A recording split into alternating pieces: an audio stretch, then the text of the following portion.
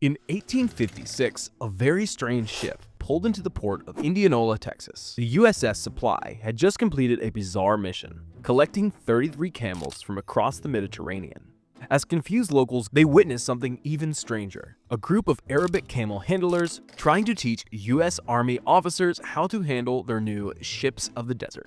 This wasn't some weird mix-up or a circus coming to town. This was the US military's newest secret weapon, the United States Camel Corps. And the man behind this peculiar plan, none other than Jefferson Davis. Yes, the same Jefferson Davis who would later become president of the Confederacy. But to understand how America almost ended up with a camel-riding army, we need to go back to the 1850s. The United States had just acquired a massive chunk of the Southwest through the Mexican-American War, and they had a serious problem. Horses kept dying. The harsh desert conditions of Texas, New Mexico, and Arizona were proved too much for traditional cavalry horses. They needed water constantly, struggled in the sandy terrain, and had a nasty habit of dropping dead in extreme heat. Enter Jefferson Davis, then serving as Secretary of War under President Franklin Pierce. Davis had a reputation for military innovation, but this idea was odd even for his standards. During a trip to the Middle East, he became fascinated with how easily camels handled desert conditions. While American horses were dying after a few days without water, he watched camels march for weeks across similar terrain without breaking a sweat. Though technically camels do sweat, just very efficiently. Davis went to Congress what might have been one of the strangest military procurement requests in history. He wanted $30,000, about $1 million in today's money, to import camels for military use. Surprisingly, Congress agreed. Maybe they were convinced by Davis's passionate testimony about camel abilities, or maybe they just wanted to see what would happen. But what happened next was one of the most unusual military experiments in American history. The USS Supply, under the command of Lieutenant David Dixon Porter, was fitted with a special camel deck, complete with a bizarre contraption that could hoist full-grown camels onto the ship. The crew then set sail for the Mediterranean on what newspapers dubbed the Great Camel Experiment. The journey to actually get the camels was an adventure in and of itself. Lieutenant Porter had no idea how to buy camels, so he hired a Texas adventurer named Major Henry Wayne, who claimed he did. He didn't. Their first stop in Tunisia was a disaster. They nearly bought a bunch of elderly, half-dead camels before a local merchant took pity and explained that they were being scammed. The whole operation must have looked like a comedy to the locals. Picture this: American naval officers in full uniform trying to haggle in broken Arabic over camel prices in Mediterranean markets. They'd inspect the camel's teeth like they'd seen horse traders do, only to be told that's not how you check a camel's health. At one point, they almost bought a pregnant camel without realizing, until it gave birth on the spot.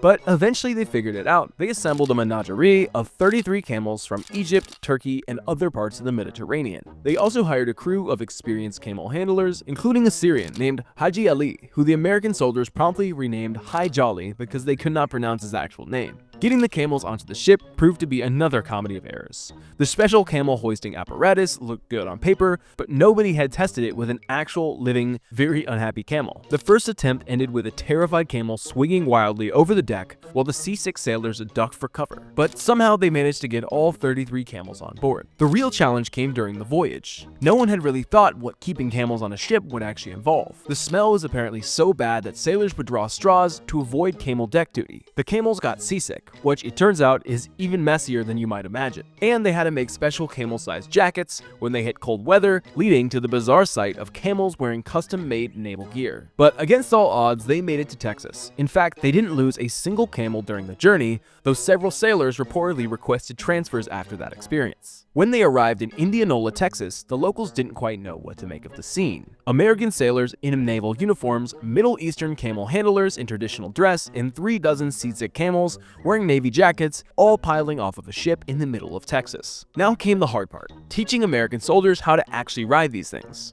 The culture clash between the Arab camel handlers and the Texas cavalry troops was something to behold. Hi Jolly and his team would demonstrate the proper technique for mounting a camel, only to watch American soldiers try to climb on it like it was a really tall horse, usually resulting in them being thrown face first into the dirt. The camels, for their part, were not exactly thrilled with their new job. Unlike horses, camels have distinct personalities, and most of these personalities can be described as incredibly grumpy. They would bite, spit, and make horrible noises that spooked every horse within earshot. One officer wrote in his diary, "The camel is perhaps the most stupid, ignorant, and obstinate brute in existence." The camel handlers just smiled. They knew the animals were actually quite intelligent, just deeply unimpressed with their new riders. But here's the thing that surprised everyone. Once they actually got the hang of it, the Camel Corps actually worked incredibly well. These ships of the desert could carry 4 times the load of a horse, go multiple days without water, and traverse terrain that would kill a regular cavalry mount.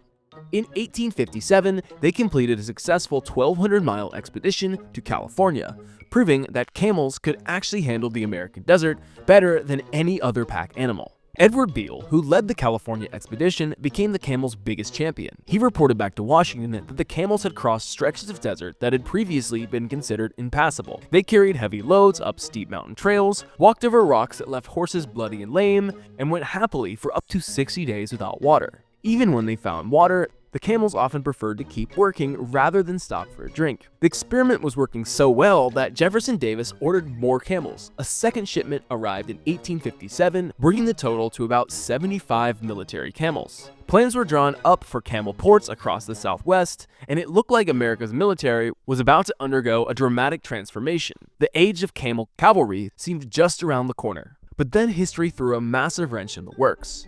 Just as the Camel Corps was proving its worth, America found itself with much bigger problems than desert transportation. The country was about to tear itself apart, and the man behind the Camel Corps was about to change sides. When the Civil War broke out in 1861, Jefferson Davis resigned as Secretary of War to become President of the Confederacy. Suddenly, no one in the Union military leadership wanted anything to do with Davis's camels. The entire project became politically toxic overnight. The camels were abandoned at their post in California and Texas, their handlers let go, and the whole experiment was effectively orphaned. But the camels themselves, they weren't going anywhere. Some were sold as auction to private owners, others to circuses, and quite a few were simply released into the wild. This led to one of the strangest periods in American frontier history. For decades after the Civil War, people would report seeing wild camels roaming the Southwest. These feral camels became the source of countless Wild West legends. The most famous was the Red Ghost, a massive red camel that terrorized Arizona territory in the 1880s. When it was first spotted, witnesses claimed that it had a dead man strapped to its back.